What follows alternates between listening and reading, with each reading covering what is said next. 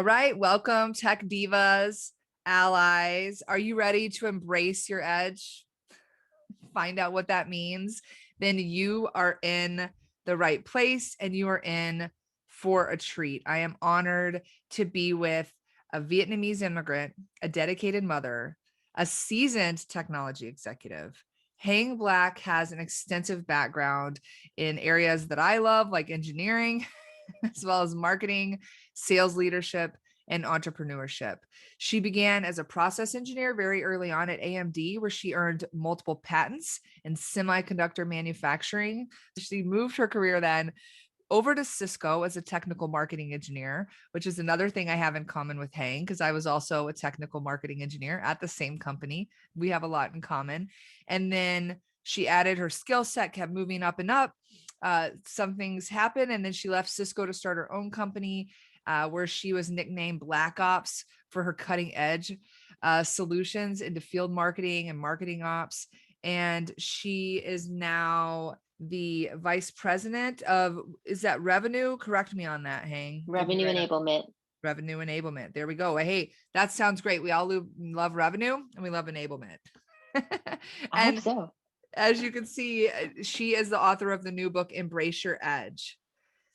And this is so amazing because this whole project, Tech Diva Success, everything we do in our careers and her body of work is out there to tell your journey and learn. And any historian buff, you're learning from the journey of others. So what an honor to have you with us today, Hang, to share some of your journey with our tech divas out there, because you have really done some amazing things. Well, thank you so much for having me and letting me share my story so that people don't feel individually insane, that we all have our own stories, and it's not that easy. And it's harder for some people than others. Yes, I think having that sense of community and feeling like you're lost at times is actually very powerful because you're not alone. And I'd like to just ask you about that, right? You have a powerful, successful career that you have climbed any type of ladder, moved ladders, built your own dang ladder to get to, and you've persevered through some things as well. But what is your mission? You know, when you look at your MO for the book, for the speaking that you're doing, what is your big why here? I'm just interested. I think it's important to crack open those very honest conversations. If you look at diversity and inclusion, it hasn't moved in 20 years. It doesn't matter what programs we build, it just hasn't moved. And why is that? Because we're not brave enough to share those stories, and we're not brave enough to have those very difficult conversations of, do you know who is the most discriminating against minorities? Other minorities. Yeah. That's a very difficult conversation to have. But man, if you're willing to have it, you will have some real innovation that comes out of it. So I'll ask you, for instance, and Nicole, we're going to cheat a little bit because I know you read the book, but I'm going to ask you a question. What does a minority mean to you? It's not what you think it means. It's not always the color of your skin or your sex. So I think minorities are contextual into the situation that you're in. So we are all minorities at some place and juncture. So I'm so pleased that you said that. And every single podcast that I've been on, I asked that question, and people are now answering the same way. It's not just race, it's not just gender, it's not just age, it's not just tenure, it's not just religion. It is when you are in this smaller population of the room. And when you're in the smaller population of the room, you have less of a voice, full stop. Okay. So when you ask me what my mission is to have people understand their privilege. It's okay to be privileged. Let's remove all the judgments and shame around that word. It's okay to have privilege, and it's okay to use that privilege. What is not okay is to abuse it and to kind of grab onto it and not share it with others around you, because that's where cognitive diversity is really meaningful. So my mission is to use my 30 years of experience. My road was so much more difficult than it needed to be.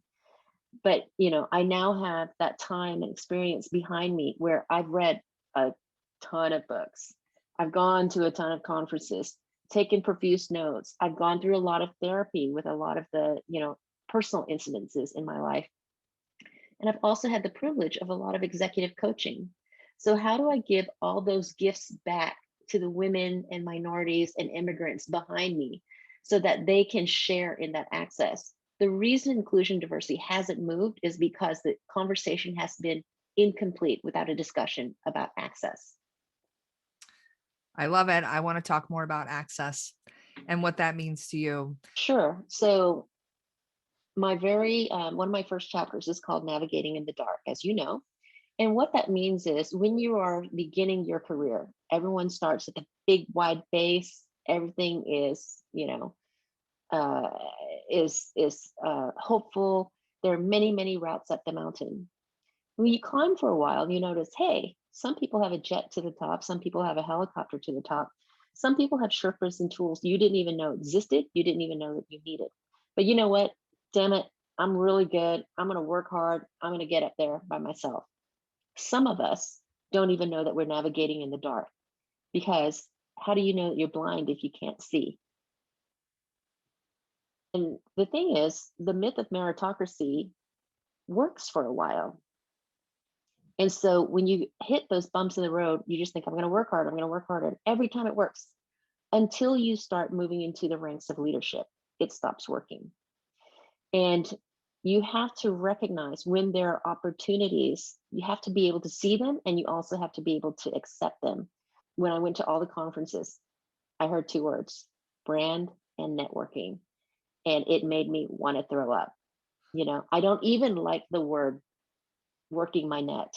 It sounds opportunistic. But let me tell you something. I thought I was that good that I would work the hard way up, when in actuality, I was only that arrogant. You have to do the work, but you can find a way to do it very authentically. That's where Strength Finders comes in. That's where MBTI comes in, Myers-Briggs.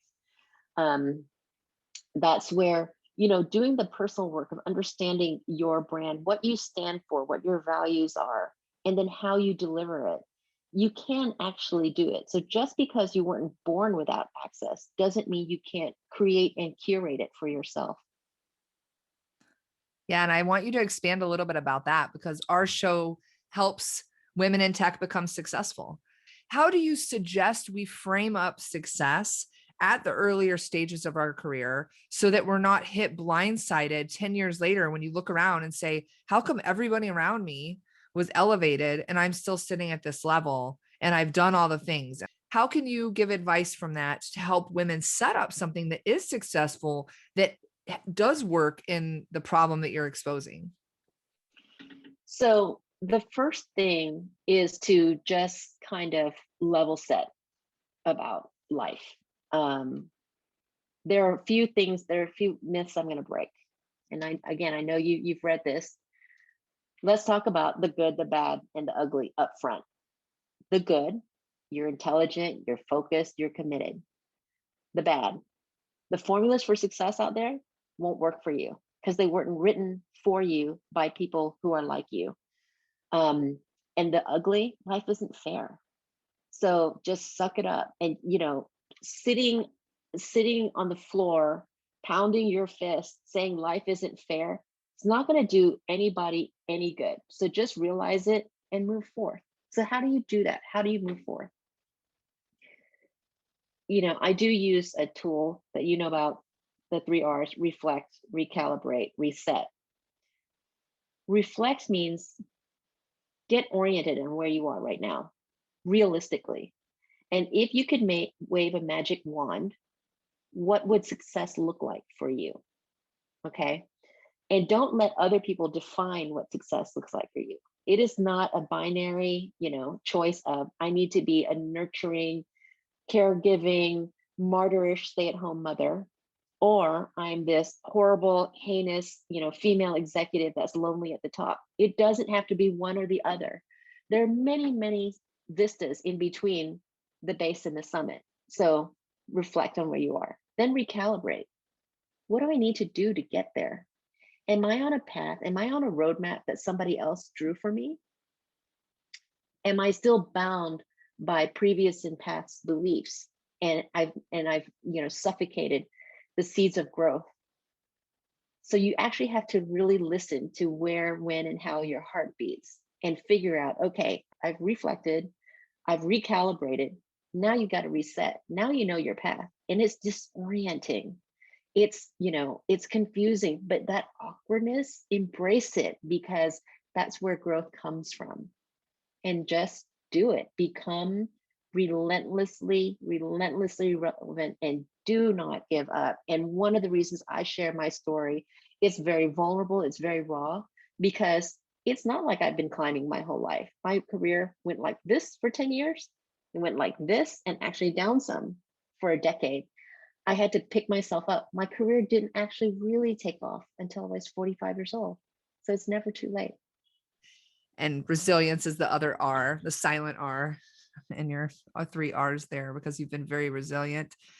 You talk about ambition, and I want to bring it up on the podcast because it's so important to understand the double-edged sword of ambition, where people see it not as a threat, but as a benefit. Mm-hmm. And whether that's a leadership mindset to see your people, your ambitious Mm-hmm. people, or as you are the ambitious one, to understand when to maybe move on. Yeah. So look, I am unapologetically ambitious, and women suffer from the likability component, which is, again, a binary situation that the society puts us in. We're either likable or competent, but competent women are not often regarded as likable. So you know what? It's okay. I am, I no longer focus on belonging to a certain group. I belong to myself, and I curate my own group of people who are uplifters, of people who bring out the best in me. So I'm unapologetically ambitious. However, there are a few things that, again, if we talk about access and privilege, we have to acknowledge. Life is built around access and privilege. And again, it's okay to be privileged. And I'm not here to privilege shame anyone, but I'm also here to free people of victim blaming. Why is it always on women to, to change the environments, to make it better for themselves? We should all be in it together, because we are all truly better together. So the other side, the dark side of ambition and thinking of, there's this myth about, I can have it all. No, you can't. You cannot. And let me repeat that. You cannot have it all at the same time unless you have access to privilege. Life is built around, public schools are built around having an assumption of a stay-at-home parent. It's just not fair. And that burden often lies on the shoulders of the women. And that's why this book is written for women, and it's written for immigrants, because there's a plus factor. When we talk about gender, race is marginalized. When we talk about race, gender is marginalized. And that's why, women have decreased from, women of color have decreased from the beginning of their work experience to the C-suite from 18 to 3%. They decreased by 5, 6. It's atrocious. It's a crime, So the dark side of that is, if you keep trying to change your environment, I don't know about you, Nicole, but I worked myself into the ER twice, and I don't really recommend that for anyone. No, absolutely not. You'll have to pick up her book, because she shares some very vulnerable and raw and real and scary moments where you can overwork yourself into health risks. And that's something that I hope all the divas take out from this. When you talk about reflecting and recalibrate and resetting, adding that recalibration in, that perfect idea of success to include health, fitness, family, to make room and space, because you can thrive and be successful. Realize that we own that if you embrace your edge and if you make a space for yourself. So speaking of that, obviously the whole book is going to give you everything, but if they could do something today to pivot, besides reflecting, recalibrate, and resetting, and really looking at what they're doing, what would be a tip of advice for them to move forward? So I would say, control what you can, influence what you can't, and know when to let go of good to make room for great. And at the very end of the book, I do share a framework around how you create your own success. It's called a clear path. C for clarity. I stole my CRO saying, be clear, get clear. And what that means is clarity for yourself, not based on society's judgments, not based on your parents, your cultural background, your kids, your husband, your own expectations of yourself. Wipe the slate clean and gain clarity for yourself.